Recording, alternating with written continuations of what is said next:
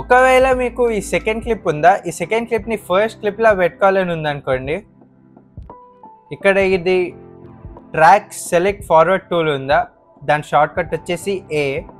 ఇది నొక్కి ఇక్కడ వస్తే ఈ క్లిప్ మీద నొక్కితే ఈ క్లిప్కు ఉన్న రైట్ సైడ్ అన్ని క్లిప్స్ సెలెక్ట్ అయిపోతాయి. అన్నీ సెలెక్ట్ అయిపోయాక వి అని నొక్కండి, సెలెక్షన్ టూల్కి వస్తుంది. దీన్ని క్లిక్ చేసి డ్రాగ్ చేయండి, పక్కకు వచ్చేస్తుంది. ఇప్పుడు మీకు ఈ కావాల్సిన క్లిక్ పక్కకు జరిపేయండి. జరిపేసి ఈ సెకండ్ క్లిప్ని ఫస్ట్ క్లిప్ కావాలి కాబట్టి ఫస్ట్ దిచ్చేయండి.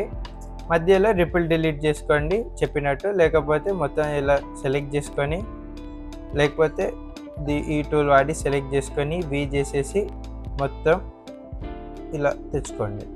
ఇలా మీరు తెచ్చుకోవడం వల్ల అప్పుడప్పుడు ఫుటేజ్ కట్ అయిపోతుంది ఇలా.